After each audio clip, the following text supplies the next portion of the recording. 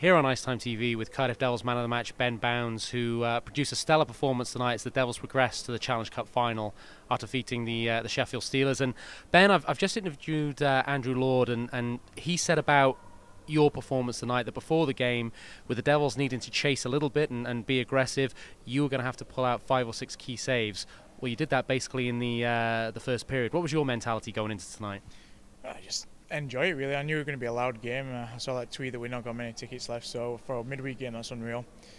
But I mean, we're chasing 4 goals at the end of the day, and I knew that we were going to have to come out and really try and attack more and be a bit more risky than what we usually are. And I think we played like that, but luckily it paid off. And I'm just glad the guys kind of stayed with it. They didn't go too risky, I didn't think. And like I still think that they defended really, really well. There were a couple of times I let a couple of sloppy rebounds out, and the D or even the forwards this time would clear it up and get rid of it and save my ass, really.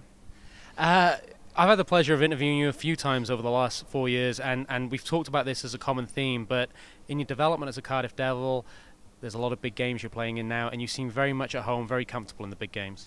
Yeah, I think it's something I maybe struggled with a little bit in my first year, not necessarily the finals, because I think it's always, the semi-finals are always more nerve-wracking than the finals. It's because you want to actually get there, and obviously the aggregate chucks in a bit of a wrinkle for you, but no, I mean that Challenge Cup in the first year in Sheffield, I mean that was pretty awesome, and that was an experience I'll never forget. But I think coming from a whole where there weren't any real pressure, your big games were kind of at the end of the season when you just scrap into just make the playoffs, and that was it really. And then you come to Cardiff, and even though they'd had a few bad seasons, there's still a lot more pressure on you.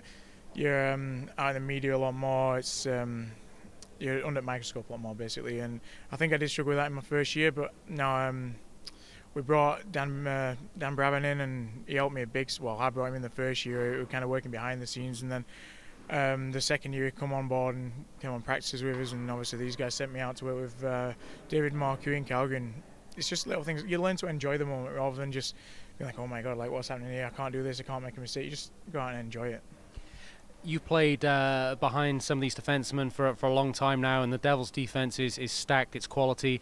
But a new addition this year, along with Bryce Reddick, was Tyson Strachan, and we seem to see Andrew Lord in games where the Devils have to close out a lead. He plays a lot of minutes as a shutdown defenseman. What's he like to play behind?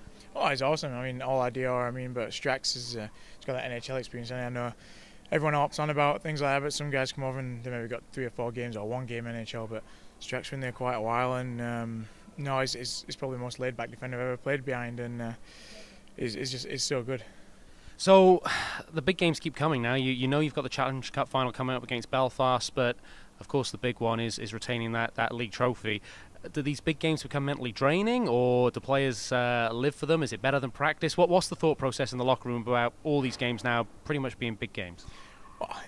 I think we've got a lot of guys that are obviously back from last year, and they know how to handle that kind of pressure now in these games. Like I said, with us doing what we did last year, but I think the big challenge now is going into MK, and they've been on a bit of a roll recently.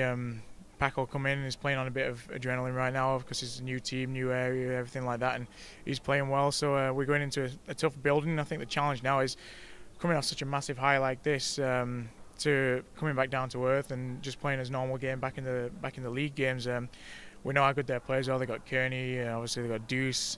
They got a couple of other guys, and we know Hoodie really well. So yeah, it's going to be a tough one Saturday, and then obviously we come back Sunday and we got the Panthers, and then I think we go on the road for quite a few games if I remember right. And again, it's Wednesday, Saturday, Sunday. So it's tough, but at least it means you're not training as much, and I'd much rather have a game than training. It's a lot more fun. This crowd tonight, I don't know whether it was a netminder you blocked them out, but certainly up in the gantry we were getting goosebumps. Just how important was this Ice Arena Wales crowd? Oh, unreal. I mean, that's the loudest I've ever heard it since we left the BBT. I mean, but that's the one thing I miss about the BBT. The atmosphere there were unbelievable, but sometimes it was maybe a little bit too intense because they were right on top of you. So you did feel really drained. Whereas here you come and like tonight we have that atmosphere, and Challenge Cup final last year were pretty awesome as well. And because it's a bit more open, it doesn't drain you quite as much, but you still feel that electricity. And Tonight was just unbelievable. Obviously, during the match you do drain it out. You don't really hear much, but then during the stoppages, I have to reset my mind a little bit and relax and switch off whenever I can. And that's when you let it all come in. And no, they were amazing tonight. So I thought that were absolutely awesome. And just finally, Ben, extraordinarily professional interview. You've given me nothing controversial this year. No, well, I think yeah, I've been warned about that this year. Todd and Lauder weren't very happy about my comment, but I mean, I think it's got took way out of context.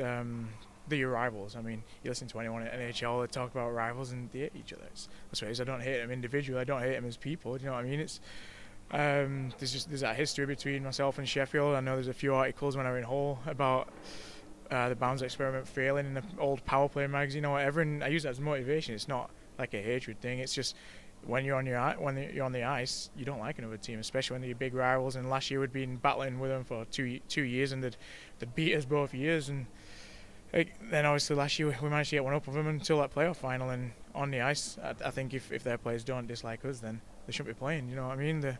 Your rivals, they're the games that you play for, and like I say, it was controversial because I got made out, but it weren't really controversial because, like I say, you don't like any team when you're on ice with them, especially your big rivals. So it offended a few people, but upset a few people back in Sheffield. But that's how it goes sometimes, isn't it?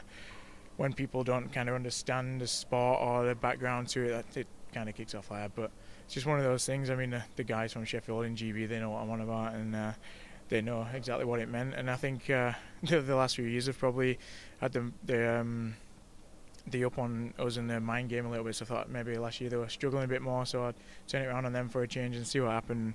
Luckily it worked. Luckily it worked, and on IceTime.TV we're always grateful to be of assistance. Ben, as ever, thanks for joining us on IceTime.TV. No worries.